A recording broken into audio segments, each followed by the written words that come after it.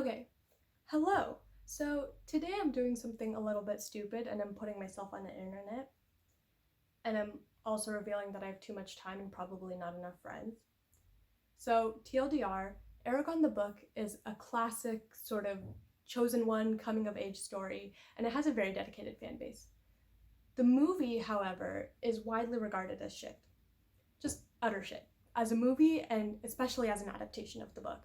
So I had this idea to use sentiment analysis, which is a technique in data science to gauge the emotionality of a text in order to demonstrate just how horseshit of an adaptation this movie truly is. I want to preface by saying that Eragon the book means a lot to me. I recognize the criticisms that it's derivative of other more popular stories or that it's perhaps simplistic in its storytelling, but you can't deny that it introduced so many people to the fantasy genre and to reading in general. And I include myself in that for sure.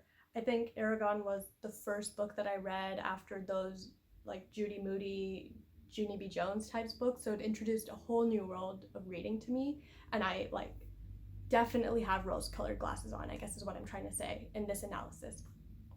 But it has a very compelling story, and it definitely had enough of a foundation to launch the next sort of big series for young adults. And the movie is really the critical step in that journey, right? So I think a lot of the fans, myself included, again, feel really cheated by just how bad this movie was because we didn't get the chance to grow our fan base. There's no Eragon merch. There's no burgeoning fan fiction community of Eragon authors, and there's no outside recognition of Eragon except for the people who read the books, which I guess is how it is for most books, but that isn't usually the case in YA. And I'm of course looking at Harry Potter as the example, but yeah, I don't know. Why did I memorize all of the history of Alagasia if I can't crush anyone at Eragon themed trivia nights? Even Avatar The Last Airbender has trivia nights. It's just books don't get those sort of treatment, but movies and TV shows do. So yeah, I think I'm projecting a little bit. Let's just get into what sentiment analysis is. So in broad strokes, sentiment analysis refers to when you classify words by their sentimentality. And there's many different ways to do this, and I employ a couple of different techniques in this analysis. So one way, for example, is scoring each word from -1 to 1 and using 1 as an indicator that this word is extremely positive and -1 as a word that it's extremely negative. Or you can classify it based on its emotionality. So give it a score for anger, for sadness, for joy, etc. There's tons of different models out there, and it's a really exciting field to look into. So for the first chunk of my analysis, I used the Vader package in Python, and it outputs 3 decimal values for positivity, negativity, and neutrality. And it also outputs a compound score, which is basically the aggregate of those 3 measures. And that's the value that I've been working with in my analysis. So I found this bootleg text file of the book. It's got a bunch of spelling errors. There's weird capitalization and also spacing, but for the most part it's fine. The text doesn't necessarily have to be legible. It's just enough of the words have to be spelled correctly so that the Vader package or the code, or however I'm going to do this, can identify those words and match it up to something that's already existing in the dictionary. So the first thing that I did was that this book is naturally broken up into chapters, right? So I just thought, let me just feed the entire chapter into Vader. A mess. Don't do that. Vader works best on short text. So what I ended up doing is I tokenized each of the chapters into sentences, and then I fed each of those sentences in and averaged the compound score of all of those sentences for each chapter. So I just realized that I never said I was gonna plot the compound value into a graph. So here's me saying that. That's what we're doing. Okay, so when you plot each of those values, it doesn't tell you a whole lot, especially for the question I'm trying to answer, which sort of needs the film's sentiment analysis. So I did the same thing for the film script. Let's see that right now. Okay, so now you can see it matches up in some areas, but there's a big problem with how I classified the film. So the book text is naturally broken up into chapters, right? There's 60 in total. It's really easy to know where the text splits and to where to start the next data point. With the film, it's less clear. So I initially divided the number of lines by the number of chapters, which is 60. But there's a big problem in that events that occur halfway through the book may not occur halfway through the movie, for example. We've already established this is a shit adaptation, but even in good adaptations, they choose to focus and draw on some elements in the book and cut out others entirely. So this doesn't really work for comparison. So I went ahead and I went through every single line in the film script and matched it up as closely as I could to the chapter in the book that I thought was most relevant. And that data I'm calling corrected film, and this is what it looks like when you plot that. And one thing you might be noticing is that both of the film sentiment curves have much higher values on average than the book sentiment values. You might be asking, what? How did that happen? Is the movie more emotional than the book? Well, I mean, books, as you all know, are typically longer than movies. They have a lot more filler, so a lot of the words will be classified as neutral, and it will just take the overall average down. And the movies, of course, the entire script is just quotes, and quotes tend to be more emotion laden than descriptions do. What I'm going to do here is I'm just going to rescale the book's value by 2 or 1.5 or something like that. And that's because I'm not concerned with the values so much as I am concerned with the pattern. With this analysis, I'm just trying to make sure that the book and the movie hit the same emotional beats at the same time. So I want to make sure that the values are roughly the same so I can compare it, so I can compare the peaks and valleys. But this is terrible practice. You shouldn't just rescale your data points willy-nilly. But as I said at the top, this project is kind of stupid and a waste of time. So I don't really care too much about having like a fine-tuned methodology. So let's start some comparisons, shall we? And I'm looking at my computer for this so I can look at the graph for more easy comparison. So right away, you can see some sections match up pretty well, like chapters 1 through 4, for example, and it looks like chapters 50 through 54. And that makes sense. Those are pivotal scenes in the book, and it's really obvious what the emotional intent is. So it's not that hard for the movie, for example, in the beginning, to be like negative when introducing the idea that Alagasia has been under the control of like a ruthless dictator for years. That should be negative. It's not that hard.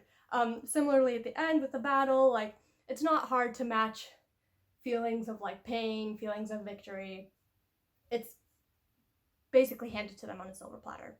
But in the middle, things start to get dicey. So this section, from chapters 11 through 13, is legitimately one of the biggest fuck-ups of the movie, in my opinion. So Eragon has this uncle, right, who ultimately ends up dying because of Eragon's carelessness, to really, really summarize things. And this character is sort of like an Uncle Ben type character, who serves as motivation and character development for Eragon. So when he initially discovers his home burned to the ground and his uncle's body in the book, Eragon is obviously distraught, but his uncle isn't actually dead yet. So there's a shred of hope. And Saphira tries to fly them to help, but grows too tired. So Eragon ends up dragging his uncle's body, even though he's exhausted, even though he's like bloodied up from prior activities. And it all ends up being for naught, right? Because he dies anyway. But this action serves a couple of purposes, right? It establishes Eragon as someone who's courageous, someone who's determined, and someone who, from the onset, has a lot of guilt, and knows that his role as a dragon rider has already caused immense trauma and harm to his family. In the film, Eragon's uncle is dead on arrival, and there's no like sort of indication that he's alive. There's no sort of effort to save him. It's just he discovers that he's dead, and boom, next scene. It's treated very, very callously. Like you can see in the graph, it's sandwiched between these incredibly positive scenes. First, Eragon is learning how to fly for the first time and he's having a great time. And oh no, he discovers that his uncle is dead. And boom, now they're traveling with Brahm and we're happy again. It's so shameful. And I should note that Eragon's uncle, or any of his family for that matter, is not mentioned at any point in the film after this. It's just so terrible. Like, and from here on out, in the book and in the movie, Eragon and Brahm are sort of traveling around. But in the book, it's clearly established that they are looking for a way to kill the Raza and trying to find where they are. In the movie, I don't know, they're just sort of walking around. There's like no reason. Eragon's just following Brahm because he seems like he knows what he's doing and Eragon is like a stupid kid. they have no real destination, and they're just like literally walking in the forest for a good 40 minutes with no motivation. And in the film, they only travel to a town called Darrett. In the book, they obviously travel to like many towns, probably like 20, 30. But in the film, it's only this one, and the film sort of amalgamates like all the events in the book when they're traveling to different towns into this one town in the movie. But of course, none of the build-up or the character development exists when Brom and Eragon are like walking and talking together for months on end. Like they're only walking for like 5 minutes and then they're in Darrett and all this crazy shit happens. Like it's just a squandering of like really good character development and like scenes that were written in the book. So in chapters 20 and 23, this was a tiny thing that I wanted to point out. So you see these massive spikes in sentiment around chapters 20 and 23 in the red curve, which represents the corrected film. Well, this is around the time that Eragon is taking the most babyest steps in learning how to fly and in learning to do magic. The book takes its time with this, and there's a lot of failure in the way. There's a lot. But in the movie, of course, he's immediately able to cast spells after hearing them only once, which is especially ridiculous since one of the most defining character traits of Eragon is that he's a simple farm boy who literally cannot read and practically knows nothing about the history of dragon riders or of Alagasia in general. Like, that's what makes him relatable and a very compelling character. He is very simple, and he was not meant for this, and yet Saphira chose him anyway. Or I guess some would think he's not meant for it. And in the book, when he's learning how to fly, literally the first time, he's like, his entire thighs are like torn up. He's like bleeding from everywhere because the scales are so intense, and he's like getting vertigo and he's nauseous. And in the movie, it's just like, oh my god, I'm flying, which like, yeah, I guess that's how we'd all want it to be too. So like, I excuse that, but still kind of disappointing. And after chapter 30, my god, it really goes to shit. I really struggled with the chapter matchup here. Like, there were so many things that happened in the movie that just I have no idea where they came from, and I didn't know what to match it with in the book. And there were so many things that happened in the book that were just left out of the movie. So in any case, and here's where you'll start to see how fucked up it is. Between chapter 30 and 40, Brom dies. They meet Murtagh and save Arya. All of that happens in the film, but the order's fucked up. So, see, in the book, Brom is killed by the Razak in an unrelated mission, but in the film, he dies during the rescue mission for Arya. But in the book, Eragon has to save Arya on his own because Brom had already died. He also meets Murtagh after Brom's death, but before the rescue mission in the book. But in the movie, Eragon meets Murtagh right after the rescue mission. These changes really serve no narrative function. All it does is muddle the plot and make comparing the plots in this section like unreasonably difficult. So this red line is really out of whack, and that's the line we've been using for comparison thus far. And it's out of whack because I prioritized matching events rather than the sequence in which they happen. So for this section, because the order of the events is so fucked up in the film, I'm going to use the green line to compare instead. So in chapter 31, Eragon floats the idea of saving the woman he sees in his dreams, who is Arya, and who is trapped in a cell. That's pretty much all he knows about her in the book. He never communicates with her in his dreams. He doesn't even meet her until 10 chapters after. In the movie, Eragon dreams of Arya once and is able to talk to her. He is immediately filled with the resolve to save her, probably because he's incredibly attracted to her, even though he doesn't know where she is, why she's held captive, and both Brom and Saphira are strongly urging against it. And at this point, it's pretty clear that both of them are leagues ahead of film Eragon in terms of, shall we say, thinking ability? Even though Saphira at this point is like a newborn, which is ridiculous. It's just ridiculous. Anyway, Eragon has this extremely Eragon moment where he basically says, I'm the rider, and I say we go. Please don't, Saphira. I'm the rider, and I say we go. This was just an extreme mischaracterization of the relationship between Saphira and Eragon. But this sort of triumphant bravado is why you see these spikes in the green curve, like right here and here, because Eragon is unjustifiably sure of himself, which ends up getting Brom killed, which granted was a part of the books too.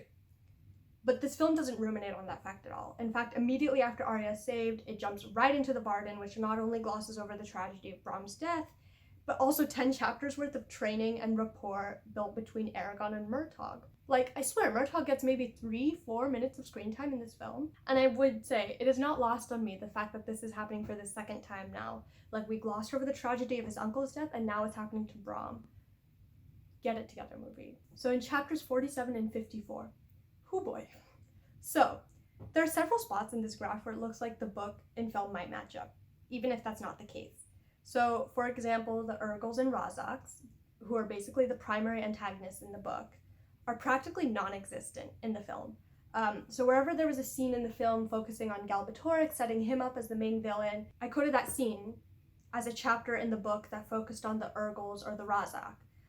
The end result being that in both the book and the movie, you'll see overall negative sentiment because these are all villains, and villains are usually described with negative words. But Galbatorix isn't in the book at all.